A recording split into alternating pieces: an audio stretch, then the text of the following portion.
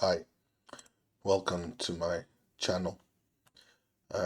This video is pertaining to my recent slides regarding making the 3-point early. So I wanted to share something visual to show things in practice, not just in theory.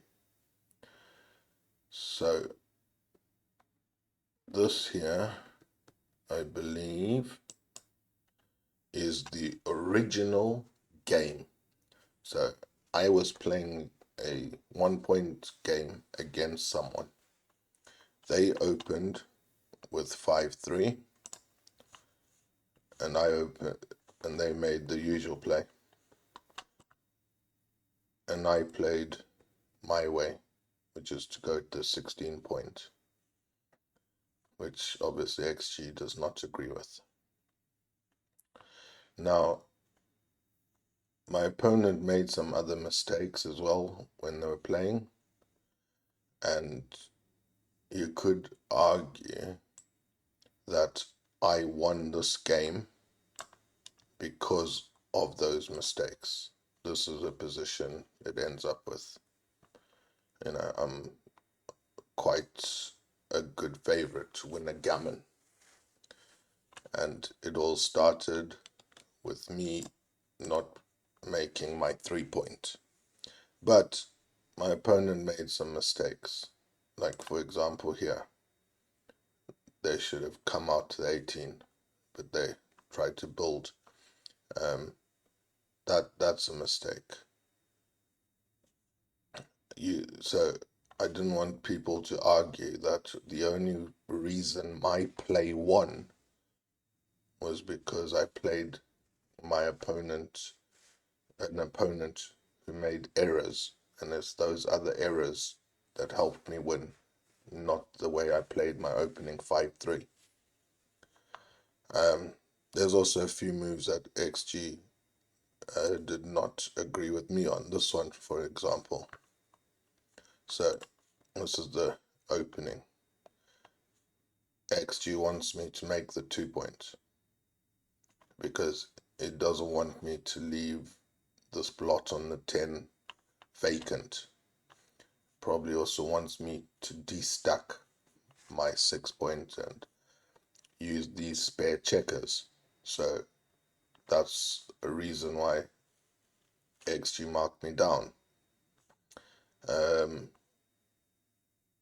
It also rates running and adding to the 6-point as better than my option. But I'm not that scared of being hit on the 16, and the 10 is not in direct shot of the opponent's checkers. Plus, I do have 2 open points I can enter. So I want to make the 4-point. It's a better point for me. It allows me to build a prime structure, and it's a point in front of both of my opponent checkers. So I'm never going to play this play. That to me, I'm not just looking to make random points. I want to make points that have value. Running, I'm behind in the race. I don't have anything good going. I give my opponent too much freedom. I just don't like it. They can, try to take advantage of their race lead, and it'll be difficult for me to stop them because I haven't built anything yet. So I would play this again in a heartbeat. I do not accept that punishment I was given by XG. Everything else, it's top plays all the way through. Then we get to this 5-3. So I've got the opponent on the bar. Look at the structure I've built. I made the 4-point first, and in the meantime I've added to it. And now I've got a nice solid structure. I've got the 8-point blocking 6s. I'm in a very, very nice shape. My winning chances from this position is 87%. I'm a massive favorite. And I've got here by playing good moves, the right moves, not XG moves. So let's have a look at this 5-3 together. So what are my choices? Well, what's the priority? What am I aiming for? I could try to close the 7. That could be one aim. Or I try and attack my opponent and make the 2-point. So if I want to make the 2-point, I can do it maybe by clearing the 8. That puts a lot of builders in. But if the opponent does enter, I'm not blocking their 6s anymore. They'll have a nice anchor and they'll have lights, escape routes open. So I can't prioritize attacking or building homeboard points by abandoning my 8-point. It's too valuable to me. So I have to keep that 8-point. So one of my options is to use this 9 as a builder. But if I play the 3 from the 9, I've already got a spare on the 6. So that's no good. So I'll play the 5 from the 9, and I'll just bring down another builder from the 13 to the 10. Looking at it now and talking through it, there's a better 3 to play than 13-10. 15-12 would be better, because then that gives me some 7-point capabilities, something that I don't achieve by playing 13-10. So definitely the right play here is 15-12 and 9-4. This one here. That's definitely the best play. 13-10 is the 13-10 part is a bit irrelevant. I should have played 15-12. So, okay, but it's a small difference. Both XG rates, this one at 24 and this one at 24. But as I've explained to you, this is the best play. I want to attack the 2-point. So bringing this 9-4 is super important. There is no need to come to break the 15, because after this, you're only then heavily attacking the 7-point. You've got a good chance of making the 7-point. But I'm not trying to contain my opponent now. I'm trying to blitz them. It's not a containment position, it's a blitz position. So that's why this is the best, because now I've got 4-2, 6-2, 6-4, double 2. These are the kind of rolls that will allow me to stop my opponent anchoring on the 2-point. Or if they come in on the 1, 5-3 or so would hit them on the 1. So that's why this is the better play. So they fan again with 6-4. They can't come in. And what do I roll? Boom, 6-4. Make the 2-point. Okay, so I didn't use the builder I put on the 4, but I could have needed to. So yes, they fan again, 3-2. Now I'm just bringing checkers in to complete the closeout. They come in, I hit loose because I don't want them to anchor. I'd rather take the chance of them rolling a 1 with 2 on the bar than allow them to anchor. They fan again, double 4. XG just wants me to come and close the 7. It's not a terrible play. I mean, okay, get hit, you come round, yeah, that's fine. But potential they could anchor, but okay, it's not a biggie. I went for the shift play here because I don't want them to anchor deep. The problem with my play is I did leave them a joker 5-5. After my play, if the opponent rolls a 5-5, they enter with both and they'd hit me on the 15. So that is a small issue with the play that I made. And for me, it's only a small chance. It's 1 in 36. But yes, it would be unpleasant. So I don't mind this. I also don't mind that so much because it's small risk, but it does have a risk. The problem with shifting and coming with two, what's the problem if we do that? 2 4 6 away. I mean, potentially the opponent comes in with one and then they've got a shot. Yeah, I mean, at this stage, almost anything we do is winning. So I don't mind any of these three. They all make sense to me, especially the one that hits on the 5, just because we're making the opponent come deep and get out of our hair quicker. It's a DMP. We only need to win a single point. So when we can bring this position home, we're in a good shape. And yeah, that's what happens basically. We bring it home, everything's nice and groovy, and we easily win. So that's with me playing this 5-3 here, 24-16. I won this easily. My opponent made their 3-point. They lost because the 3-point is a bad point to make, which is why I avoid it, which is the whole purpose of these slides and this video. But you might argue that, well, if XG was playing as white, you might not have won it playing this way. I guess that's also true. But what would happen if after this 24-16, after this, if we let XG play for both sides, which side will win? The side that's run to the 16 or the side that's made the 3-point? So let's find out, because I have checked this out.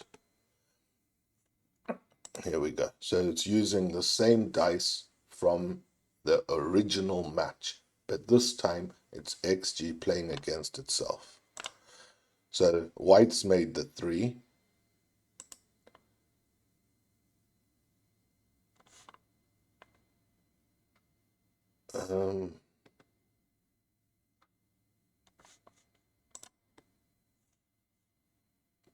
No, something's gone wrong.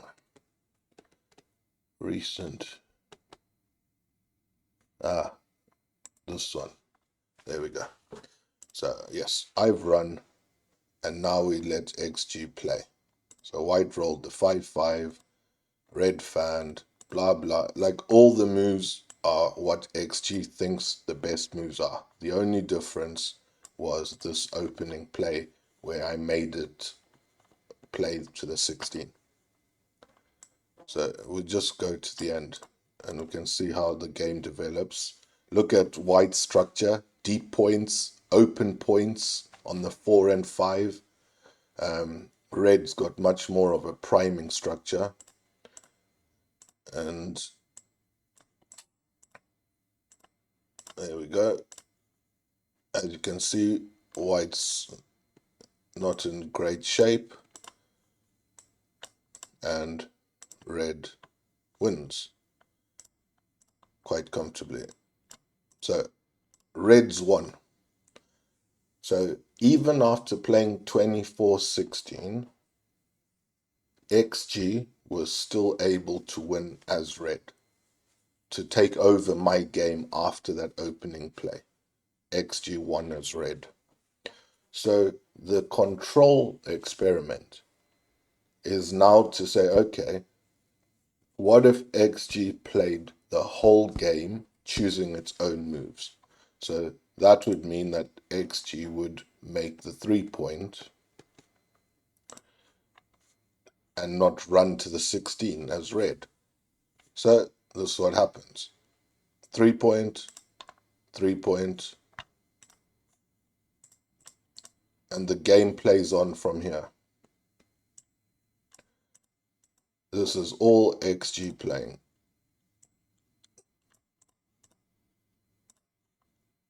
Look at that. White's won. White has won this game. So the difference out of the 3 examples that I've showed you, both times that red has played 24-16, red has won. When I was driving the car, red won. When XG was driving the car, red won. After playing 24-16. As soon as you change that 24-16 to 5-3, white wins.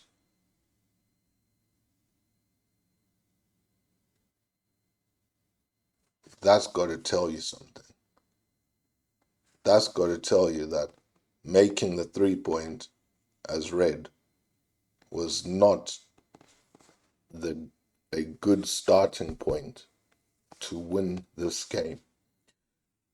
I know everyone's going to say, oh, it's only one game. You've analyzed one game.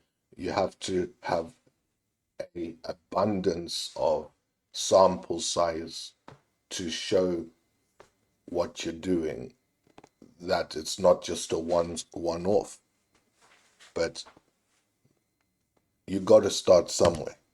So here I've showed you how the only time red's won is when it's played the opening role as I say it should be played.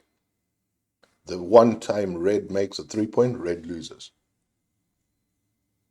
So this is the same game, the same dice sequence, but the difference comes from the opening play and how the game develops after that. I always love to play making primes. Primes are, yeah, that's like my main target. And it didn't start off well for me. Look, I've not started building my prime yet, but it started with this 6-4. That was the first step, not the shitty 2-point that don't help me. Taking a calculated risk in this moment, then I hit loose, again hits, and look, all these times that I'm on the bar, look where I'm coming. I'm coming in on the 4 and 5 points, the high value landing points. And I say that in my slides, that when you make the 3 or you make these deep points, you give your opponent high value landing spots, the 4 and 5. So I'm in and out. In, now I'm building. Look, boom. Now I've got 8, 6, 5, and 4. This is my prime. This is what I want. I haven't destacked the 6 yet. I haven't been able to. The dice have not allowed me to. I haven't forced the matter. I will destack them when I'm ready to and when it's the right time to. You don't get bonus points just for destacking. Look at my opponent. 7 dead checkers. 7 dead checkers. Me, I've got all my pieces still in play. My opponent's got 7 dead checkers.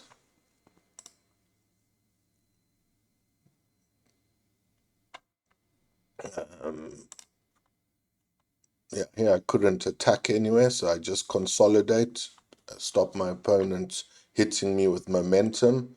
This double 3 was a nice roll because I can make my 3-point. See, now I make the 3-point.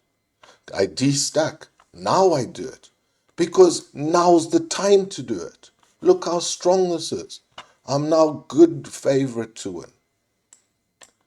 Opponent comes in, they're blocked on the 16. I hit them now. They've got 2 checkers in the air. And, it's just a procession to victory as we've already gone through. This is the joy of not making the 3-point early. I made the 3-point at the right time. This was the right time to make the 3-point. I made it. So this is just one game, but it shows what I'm talking about. Let's do an experiment on another example I have. Okay, so this is a 3-point. Okay, example 4. So my opponent makes a 3-point, and I play. I'm not building anything deep.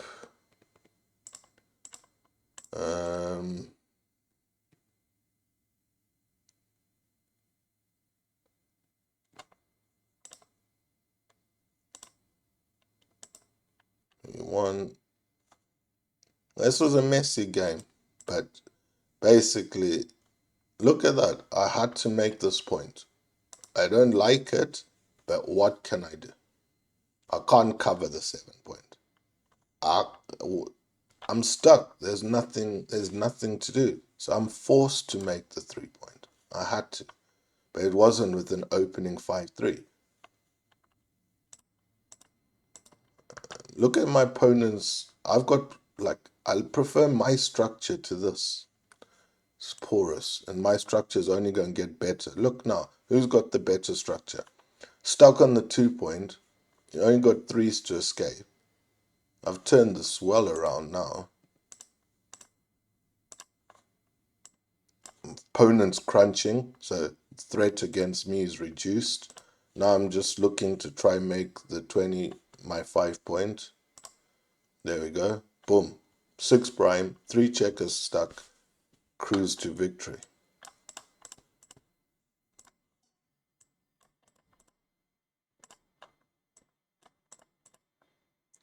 Win a gammon almost. What would have happened if this move was different? So, action. Play from position. Same dice sequence. And I'm going to play as white. And I'll let XG play as red. And let's see if changing the opening play will change the result. Let's see. I've not tried this. This is a live experiment. Change board. So I'm playing at the bottom. Right, so I start with 5-3. Okay, I do my running play. 5-1. All right. Not a great deal here. Let's hit there. That's 2 for 5. Still a 3. What do I want to do?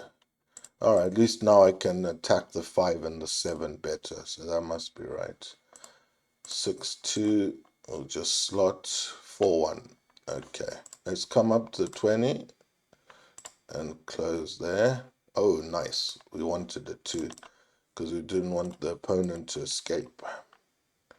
6-4. We definitely want to attack them. They attack back. We attack back. Safety. Alright, let's come in on the 1 and let's occupy the 5.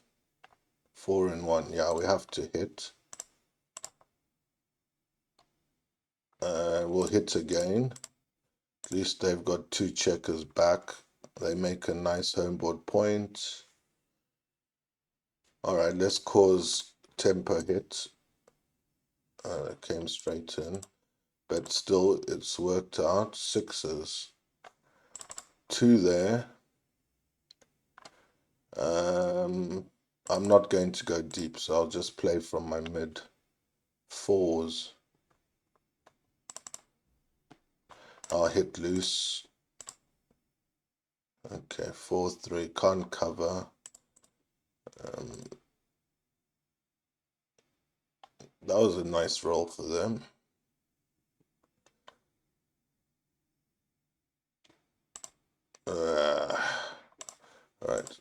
make a 4-point board. 3 and 4. Okay, we can escape from here.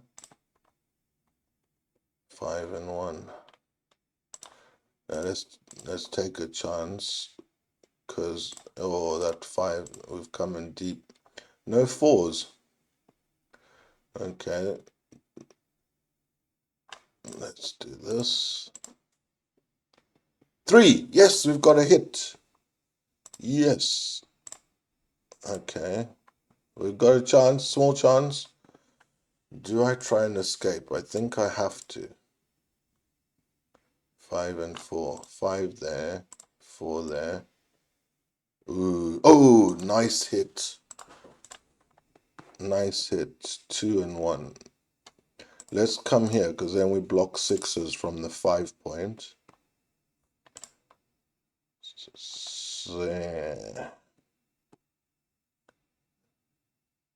That's a bit tricky.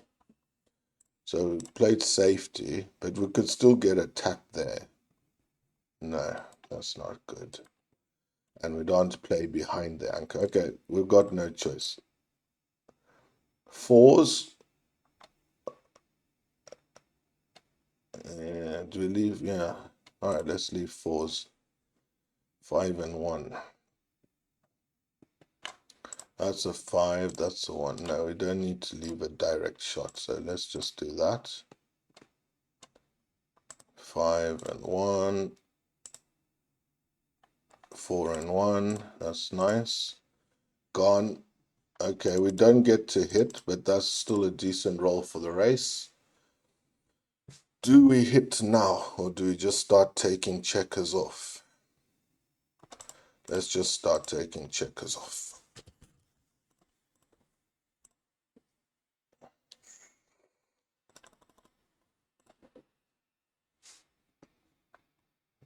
4 and 1. 5 and 1. What's the best way to play this? No. So 2 and 5, that's the best way. And the opponent resigns. So there we go. There we go. So I know the color's reversed. I know the color's reversed. But I won playing 24-16. And the opponent lost making the 3-point. This was a live example. I didn't even check before if this play works or doesn't work with this situation. This was a live play.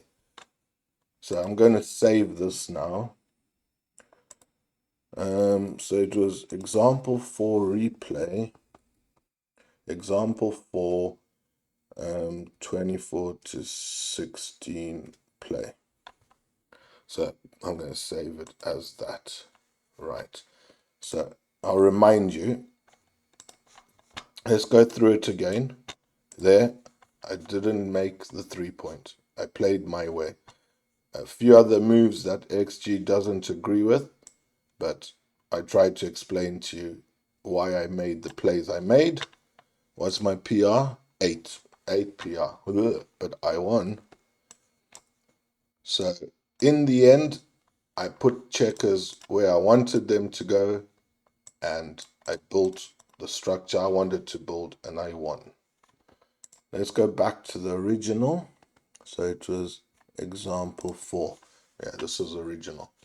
So in the original, my opponent made the 3-point and I beat them. But now, with me not making the 3-point, I won with my opponent's dice. The same dice they lost with, I won with, because I played better. So making the 3-point is a mistake. It's not the correct play for the opening roll. I will continue to share evidence and discuss concepts and the theories but I am adamant that making the 3-point as your first or second roll is not the best play. Thanks for watching. Bye.